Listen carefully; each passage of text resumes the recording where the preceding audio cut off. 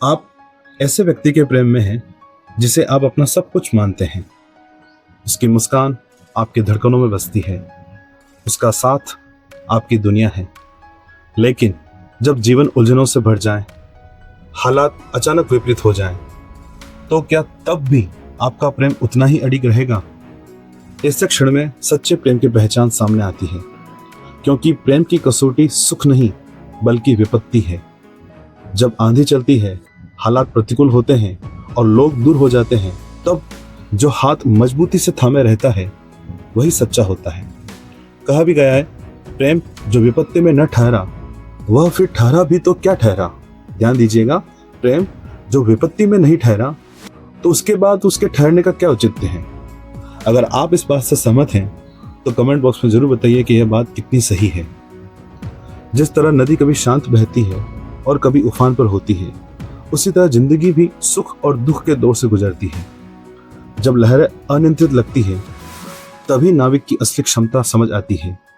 ठीक उसी प्रकार कठिन समय में प्रेम की गहराई और सच्चाई स्पष्ट हो जाती है। कठिन समय ही बताता है जीवन में कि प्रेम कितना गहरा है और सच्चा है। इसी सत्य को महाभारत के द्रौपदी प्रसंग में हम स्पष्ट देखते हैं। सभा में अपमान का क्षण था, अपने और पराये सभी मौन थे। असहाय द्रौपदी ने समर्पण के साथ पुकार की, हे कृष्ण मेरी लाज बचाओ। यह पुकार शून्य में नहीं खोई, कृष्ण ने उसे थाम लिया और वही क्षण बता गया कि सच्चा प्रेम वही है जो निर्भय होकर संकट में साथ देता है। आप सोचिए, यदि कभी आपके जीवन में भी ऐसी घड़ी आए जब आप संकट में हों, तो क्या कोई व्यक्ति कृष्ण की तरह आपके लिए आगे बढ़ेगा? अगर आप ऐसे साथी की कामना रखते हैं तो कमेंट बॉक्स में लिखिए, हाँ मुझे भी ऐसा सच्चा साथ चाहिए।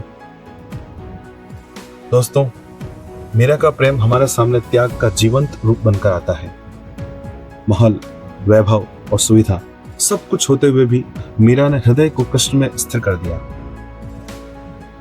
विरोध, ताने और यहाँ तक कि विष, इन सब के बीच भी मीरा के चेहरे पर विश्वास की मुस्कान बनी रही, क्योंकि सच्चे प्रेम में सुविधा नहीं समर्पण बोलता है।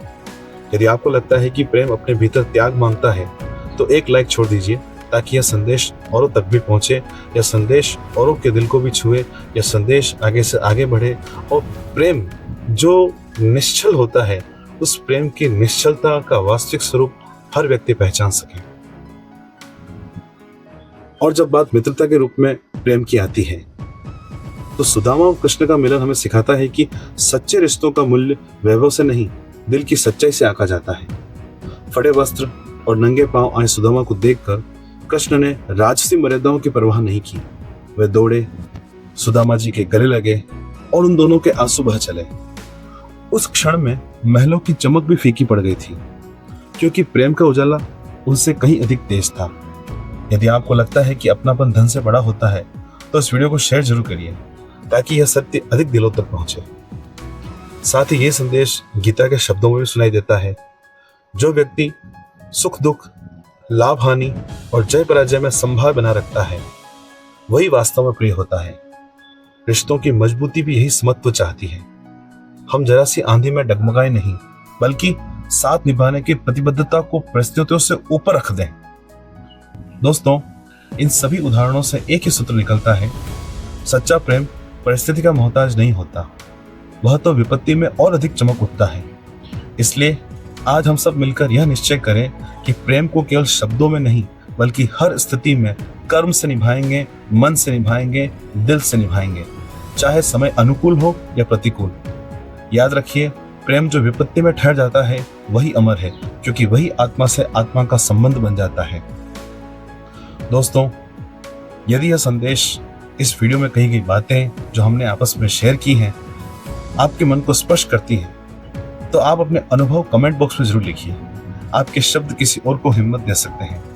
और साथ ही वीडियो अगर अच्छा लगा हो तो इसे लाइक करिए, इसे अपने प्रियजनों के साथ शेयर भी जरूर करिएगा, ताकि सच्चे प्रेम का अर्थ औरों तक भी पहुंचे।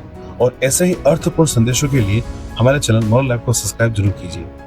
मिलते हैं अगले वीडियो में एक और नए संदेश के साथ, एक और नई जीवन की प्रेरणा के साथ। तब तक जिंदगी को अच्छे से मुस्कुराते हुए जीते जाइए, दिलों में प्रेम को बढ़ाते जाइए। और आपके जीवन में अगर ऐसा कोई व्यक्ति है जिसे आप बहुत अधिक प्रेम करते हैं तो उसका साथ कभी मत छोड़िएगा। जय श्री कृष्ण।